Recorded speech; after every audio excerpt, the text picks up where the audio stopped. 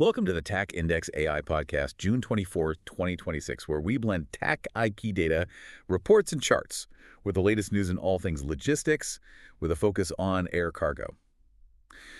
Today, we are doing a deep dive into what is honestly a pretty bizarre contradiction in this week's data. Yeah, it's definitely a weird one. Right, because we're looking at these stubborn cargo rates against totally plunging jet fuel prices alongside some really major macro supply chain shifts. Oh, it is a massive disconnect. I mean, if you just look at the raw fuel inputs, logistics pricing right now simply doesn't make sense on paper. It really doesn't. And the global numbers from the TAC index are just striking. The Baltic Air Freight Index, the BAI0 actually gained 1.7% this week. Which is pretty crazy when you think about it. Yeah. I mean, we were sitting a massive 37.3% higher than this time last year. Right. And if you really look under the hood, the regional discrepancies tell the actual story here. Like outbound Shanghai is up 3.6% week over week. Oh. Yeah, and Frankfurt jumped 5.3%. But then you look at U.S. outbound routes like Chicago, and they actually dipped slightly. By how much? By about 1.2%. So wait, why the split?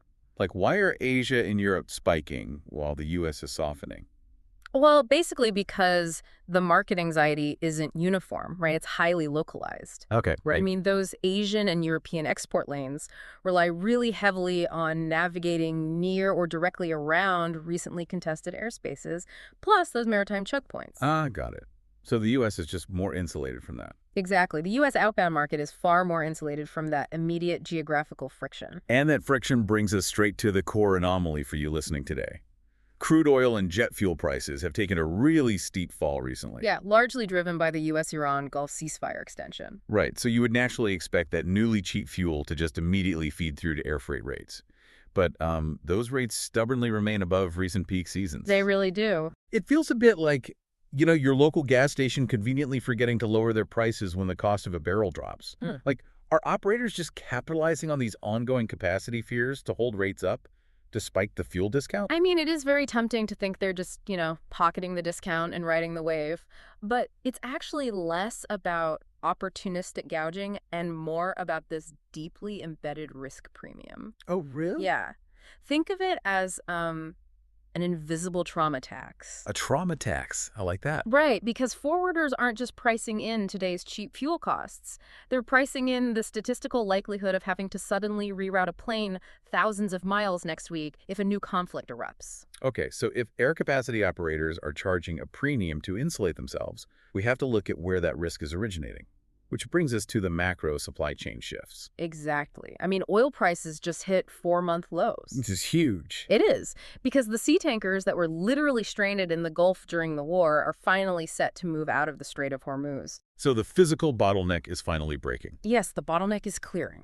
But the ripple effect is just beginning, right? Right. Because global energy stockpiles were just severely depleted during that whole disruption. Oh, absolutely. So the immediate supply is moving, but we are essentially mathematically guaranteed to see a massive surge in demand as nations scramble to refill those empty reserves. And that scramble exposes a really massive vulnerability. It actually perfectly mirrors the latest policy statements we're hearing from U.S. Treasury Secretary Scott Bessent. Right. He's been emphasizing that supply chains have to diversify away from dangerous concentrations. Yeah, dangerous concentrations and foreign choke points, just so they can actually withstand these kinds of global shocks in the future. I have to push back on his vision a little bit here, though. Oh, yeah. Yeah, I mean, if the entire global logistics market and fuel pricing still swing wildly based on a handful of sea tankers navigating one specific strait, is true supply chain independence actually just a pipe dream for you and the other industry players? Well, total independence. Yeah, because you can't exactly just move the Strait of Hormuz. No, you definitely can't do that. So total independence might be a pipe dream, yes. But the actual goal Bessent is pointing toward is resilience. Right. You don't need every single component to be domestic, but you need enough diverse capacity so your entire economy isn't held hostage by a single choke point. The logistics market right now is just pricing in the stark reality that we are still far too dependent on those single points of failure. Ultimately, I guess what we're seeing is that even as fiscal fuel bottlenecks clear up, the lingering trauma of global supply chain disruptions is keeping logistics pricing highly defensive. Yeah. And, well, elevated. Yeah, the fear simply hasn't left the market yet. The system is functioning, sure, but it's functioning on high alert. The immediate crisis might have paused. But the structural anxiety remains fully intact. While leaving you with a final thought to mull over, as nations now scramble to rebuild those depleted oil stockpiles, many are trying to source from politically stable regions in the Western Hemisphere rather than the Middle East. So, how will that massive geographical shift in sea tanker traffic fundamentally alter global freight capacity moving forward? Until next time.